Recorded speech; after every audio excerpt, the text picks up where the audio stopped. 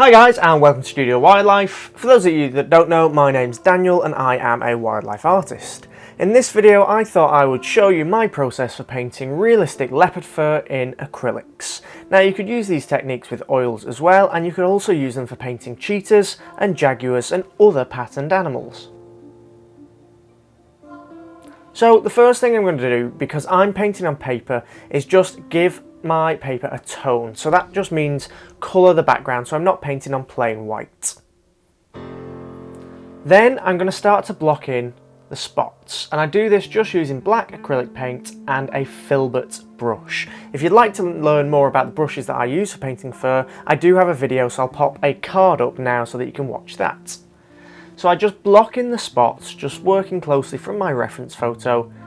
And I'm just at this point trying to block in the basic shapes and structures. I like having the spots in quite early on so that they can be seen and be visible as a guide for later down the line when I'm doing the painting. After that's done, continuing using the filbert brush, I start to just block in some basic structures of the fur. And for this I'm just blocking in the clumps and just trying to block in the darkest marks possible. I'm just using burnt umber mixed with a little bit of black here.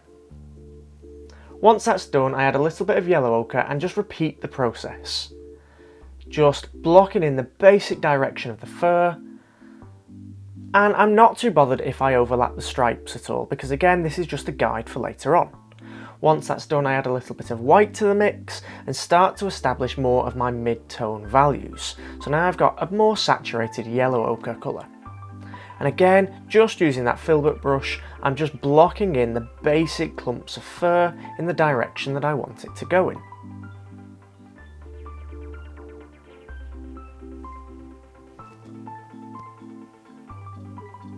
Once that's done, I get out an angled brush and I add a little bit more white to my mix to create a lighter colour. And I use that angled brush to start to create more refined strands of fur, making sure to leave plenty of gaps between each strand so that the layers underneath still show through, which gives the impression of more realistic layered fur. I just repeat the process and build up a layer of fur over the entire canvas using this technique. I'm actually watering down the paint, so I'm not using solid paint, I'm using water to thin it out so that I create almost these transparent marks, so some of those colours from the previous layers are still showing through. Once that's done, I add even more white to my mix and I just repeat the process, going over the top of the layer I've just done, adding some lighter marks. If you'd like to watch this process in real time, I do have a full 50-minute tutorial where I talk through my entire process on my Patreon channel. I'll drop a link to that down in the description below, so make sure to go and check it out if you're interested. So at this point, I'm just building up those layers of lighter fur on top of the layers of darker fur, just trying to establish a bit of form and shape and structure. I'm again varying up those strokes slightly, so they're not all pointing in exactly the same direction, but they are following the same general direction of the fur. Then finally, I like to add an almost pure white layer. Again, this is not pure white. I don't really like to use pure white in my wildlife paintings, mainly just for the eyes, but I'm just building up another layer of even lighter fur over the top. So I start with the filbert and do 3 layers of midtones, and then work over the top with 3 layers using the angled brush, getting lighter and lighter with each layer.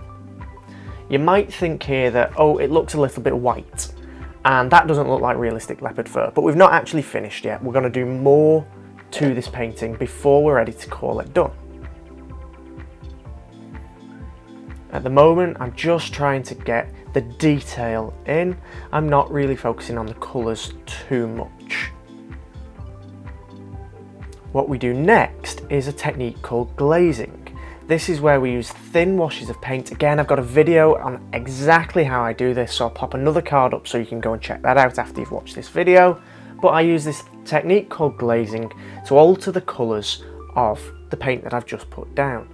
Glazing is fantastic because, as you can see, it leaves the details but it changes the colours, and it's great for altering those colours and adding shadows to your work. And I just find spending a little bit less time focusing on the colours when you're actually painting, focusing more on the details, the form and the structure, and then changing them using this glazing technique towards the end of the painting is a much more efficient and time effective process and technique. So here I'm just adding some shadows just with some burnt umber, and I'm making sure to add these shadows in the spots and just where the spots lean out of the actual blackness and into the rest of the fur. Once that's done, I use the angle brush to again just add in some final details and some final highlights over the top of that glazing, because the glazing tends to soften the fur a little bit, so it's always good to work over the top of it once again.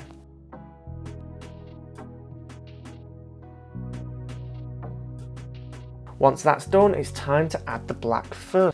So I wasn't just going to leave them.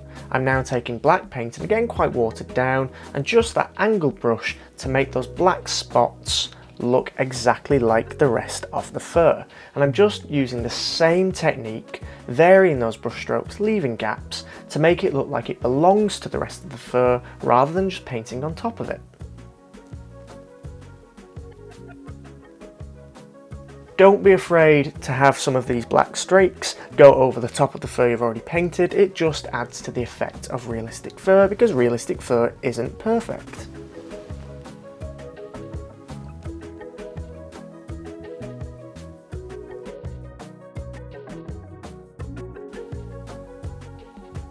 We're not done yet though, there's still other things that we can do, like using a small detail brush just to add some transitions of more saturated browns between the black spots and the rest of the fur.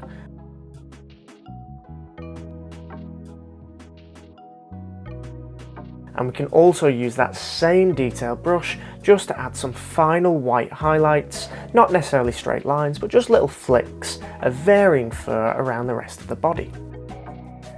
And then finally, the thing that I think really makes leopard spots or tiger stripes or jaguar spots pop is adding some highlights to the black spots. And I just do this by mixing a little bit of black with a little bit of white and then a blue or a purpley colour to give it a cooler effect. And I just use that detail brush to add some loose strands of fur within those spots. I can vary up the colours and put some darker colours in the shadows and some lighter colours in the highlights, and that just allows us to establish that form a little bit more.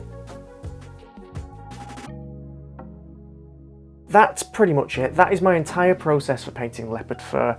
This can be applied to jaguar fur or cheetah fur as well. This same technique can even be applied to tiger stripes or other patterned animals. Thank you so much for watching. Again, if you want to check out the full video, please head on over to my Patreon channel. It's Studio Wildlife. I'll pop a link to that down in the description below. Thank you so much everyone who's already a Patreon. Thank you so much for your support. And as always, thank you so much for watching the video. I hope you found it useful, and head on over to studiowildlife.com for more wildlife art tips. Thanks again, and I'll see you next time.